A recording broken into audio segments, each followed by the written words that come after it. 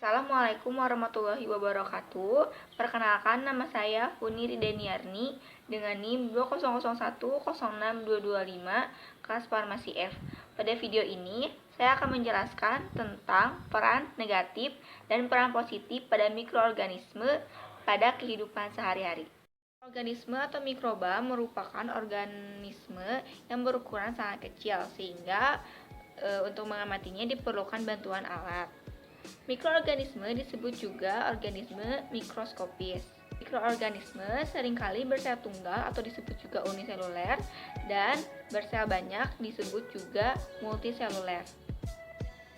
Mikroorganisme dibagi menjadi 4, yaitu bakteri, fungi, alga, dan protozoa.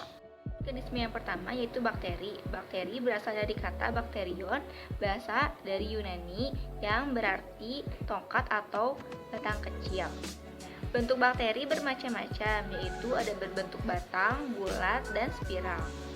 Dan ukuran bakteri 0,5 sampai 1 milimikron dan suka hidup di tempat yang lembab. Kemudian bakteri mempunyai dua peran, yaitu peran positif dan peran negatif. Ada peran negatif pada bakteri, contohnya yang pertama yaitu Salmonella typhi, penyebab tipes, kemudian Mycobacterium leprae, penyebab lepra, lalu Diplococcus pneumoniae, penyebab radang paru-paru dan bronkitis.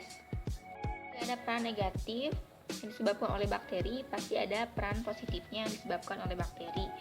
Yang pertama, contohnya adalah Escherichia coli, yaitu pembusukan makanan pada usus besar, Streptomyces griseus pada antibiotik streptomycin,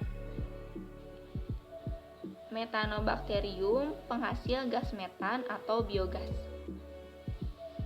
Mikroorganisme kedua yaitu ada protozoa. Protozoa berasal dari kata proto yang artinya pertama dan zoa yang berarti hewan. Protozoa berukuran 10 sampai 20 milimikron, bersifat uniseluler dan tidak mempunyai klorofil. Hidup di tempat basah atau berair atau menjadi parasit pada makhluk hidup lain. Lalu untuk protozoa positif atau menguntungkan, contohnya yaitu Centor, yaitu protozoa yang dipakai untuk mengolah limbah. Lalu contoh lainnya yaitu ada Ambua proteus yang digunakan untuk dekomposer. Lalu ada peran negatif atau peran yang merugikan pada protozoa, yaitu contohnya Plasmodium vivax, penyebab penyakit malaria, Plasmodium malariae, penyebab penyakit malaria kuartana, dan kemudian Plasmodium falciparum, penyebab penyakit malaria tropika. Untuk mikroorganisme yang ketiga yaitu ada algae atau ganggang. Ukuran dan bentuk algae beraneka ragam. Dan ada algae yang bersifat uniseluler dengan ukuran kurang lebih 25 milimikron. Dan ada juga yang bersifat multiseluler yang berukuran mencapai 50 meter. Algae yaitu sebagai produsen dalam ekosistem. Lalu untuk peran positif atau menguntungkan yang disebabkan oleh algae atau ganggang, yaitu contohnya Diatomae, bahan penggosok metal, campuran semen, lalu berfungsi sebagai pembuat saringan pada pemprosesan minyak nabati dan gula. Contoh lain ada ganggang merah sebagai sumber vitamin A dan C. Lalu ganggang merah ini juga biasanya digunakan sebagai bahan pembuatan agar-agar. Lalu ada chlorella yang digunakan sebagai sumber protein sel tunggal. Lalu ada peran negatif atau yang merugikan yang disebabkan oleh algae, yaitu contohnya Gymnodium breve, menghasilkan toksin yang dapat membunuh biota air. Lalu berbagai spesies algae yang mengalami blooming di perairan sehingga mengurangi kadar oksigen dalam air dan juga dapat membunuh biota lain. Kemudian yang terakhir ada fungi atau juga disebut jamur. Fungi atau jamur adalah kingdom yang anggotanya merupakan eukariot. Sangat beraneka ragam, terdiri dari puluhan ribu spesies.